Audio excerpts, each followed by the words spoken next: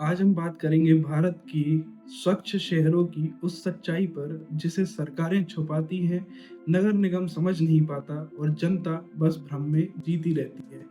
भारत हर साल स्वच्छता सर्वेक्षण करता है। हजारों अधिकारी निकलते हैं, छोटे-छोटे शहर झाड़ू पकड़कर खड़े कर दिए जाते हैं। स्कूल में बच्चे नारे लगाते हैं, पोस्टरों में चमकती सड़कें दिखाई जाती हैं।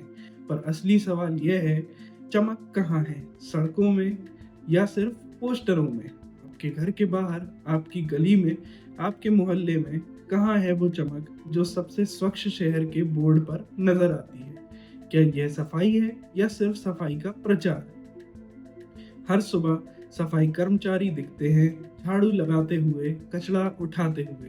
लेकिन असली सवाल यह है, वो कचरा उठाया जाता है, उसकी मंजिल क्या है? क्या कोई बता सकता है कितनी गाड़ियां वास्तव में कचरा लेकर जाती हैं? वह कचरा रिसाइकल होता है या जला दिया जाता है या पानी के साथ बहा दिया जाता है? जवाब किसी के पास नहीं, क्योंकि भारत में सफाई दिखाने के लिए होती है, करने के लिए नहीं। कुछ गाड़ियां तो ऐसी खड़ी हैं जैसे नगर पालिका ने इन्हें आखिरी सांस यहीं लेने भेज दिया हो। हर शहर का एक अनौपचारिक कूड़ा घर होता है जहां कोई गेट नहीं, कोई कैमरा नहीं, बस ट्रैक्टर आते हैं, कचरा गिराते हैं और आगे बढ़ जाते हैं। सरकार कहती है हम कचरा वैज्ञानिक तरीके से निपटा रहे हैं, लेकिन सच यह है कचरा खुले में फेंका जाता है, फिर हवा चलती है और शहर साफ कह दिया जाता है।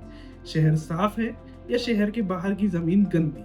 यह सफाई का मॉडल नहीं, गंदगी छुपाने का मॉडल प्रतीत होता है। ये धुआं सफाई नहीं, ये हमारे फेफड़ों की कीमत पर बनाई गई फेक रैंकिंग है।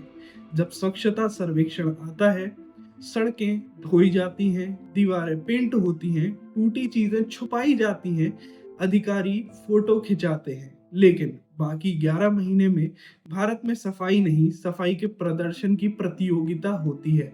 जो अधिकारी टीम को घुमा दे, उसे पुरस्कार मिल जाता है और जनता वो सोचती है कि शहर साफ है।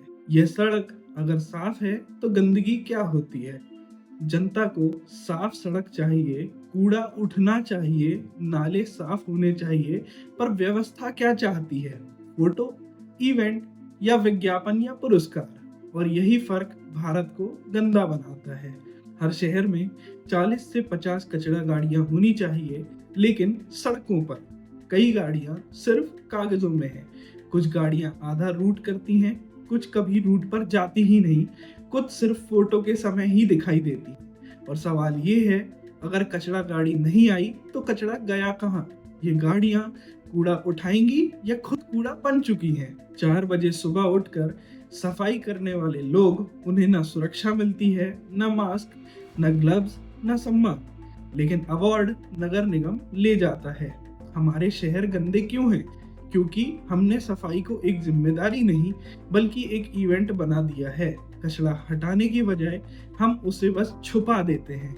शहरों में कचरा निपटाने की कोई ठोस व्यवस्था नहीं है, निगरानी तंत्र कमजोर है और ठेकेदारी सिस्टम भ्रष्टाचार से भरा हुआ है। सफाई गाड़ियां कम हैं, लेकिन उनकी तस्वीरें सोशल मीडिया पर ज्यादा दिखती हैं।